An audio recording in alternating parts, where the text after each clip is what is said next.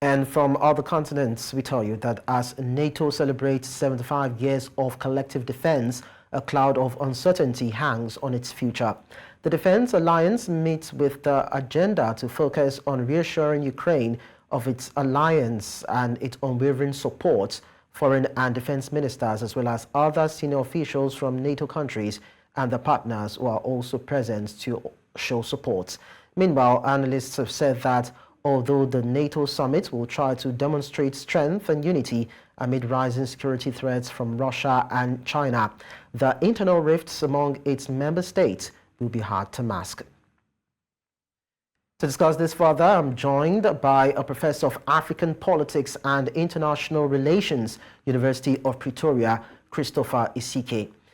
Christopher Isike, thank you so much for joining us to talk about this. Good evening, and thank you for having me.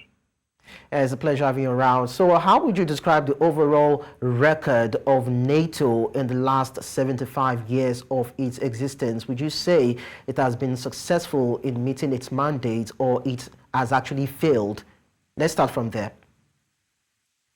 Well, in general, NATO's history has been marked by, some significant achievements in maintaining peace and stability in Europe. In reinventing itself and adapting to new security challenges since the end of the Cold War, and then also in terms of fostering international cooperation. However, it has also faced some notable challenges, particularly in dealing with complex conflict and maintaining unity amongst its diverse membership, like you talked about earlier. And if I'm to talk about some of its notable successes, you look at the way that it used deterrence and collective defense during the Cold War, deterring Soviet aggression and preventing the spread of communism in Europe. The alliance maintained a strong defensive posture that contributed to the eventual dissolution of the Soviet Union. And again, if you look at what is happening in Ukraine, there's a unity against Russian aggression, which is reminiscent of the Cold War, which is keeping them together. You also want to look at Article 5 that it invoked following the 9/11 attacks, which helped to support the US in its fight against terrorism. The way that they've also managed crisis and conflicts, in Bosnia and Herzegovina and the Kosovo. And I think the most important one I would want to highlight in terms of the progress they've made or achievement is partnerships and the expansion, how they've been able to expand the NATO from original to 31 now, with a few countries still willing to join. And of course, the partnership programs they have, various partnership programs such as the Partnership for Peace to build a cooperative security relationship with member countries, and the way they're relating with Ukraine, with Japan, New Zealand, the Republic of Korea, and Australia are important, factors in this regard.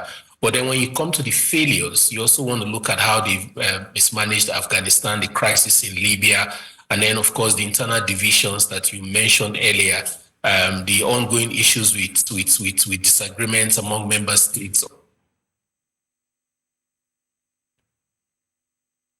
Hello, Christopher. Priorities in defense spending among the different countries, okay, and budget sharing have been an issue for them. Of course, we see that there's a lot on NATO's plate as we speak, and we also see them morphing into becoming more formidable in the coming years. But Christopher, can NATO continue to be an effective institution in a world where there are international actors like China and Russia?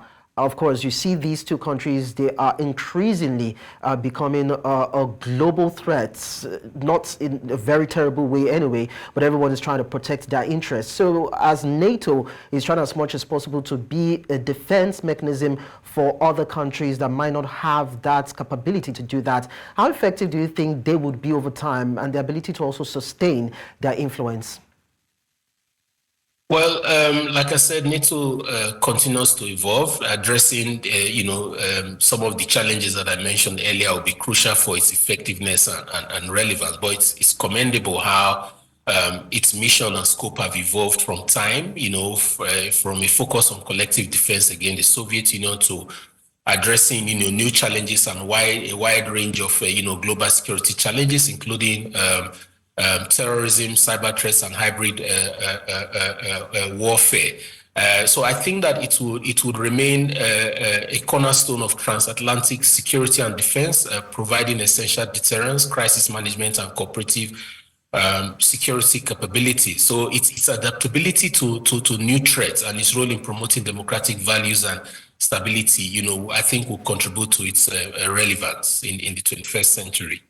Okay, so earlier on you talked about NATO's influence in Afghanistan, Libya, and some other countries. Would you say that the basis for their own, I don't want to use the word incursion, or their intervention in these countries was practically based on personal or parochial interests rather than, having a nationalistic approach or maybe, trying to make the country better? Because NATO has actually been accused of venturing, of course, with the West, venturing into territories that have some certain benefits, and that is why they moved into those countries. So I'd like you to just talk on that. Let's understand where NATO stands when it comes to intervening in other countries when they have crisis.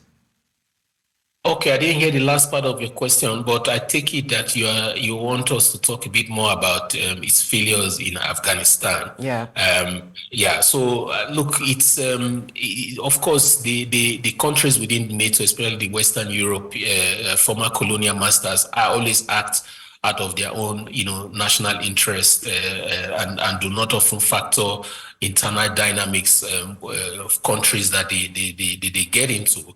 And the Afghanistan case is a good example where they failed, where, of course, they were able to topple the Taliban regime and disrupting Al-Qaeda, but in terms of establishing peace and stability in that region, they could not. And the way that they withdrew their forces in 2021 also highlights some of the significant shortcomings that you are mentioning in terms of their inability to read the room and act in the common interests of even countries that they go into, understanding that the well-being of those countries will also impact on their own well-being, especially in terms of collective peace and security in the world.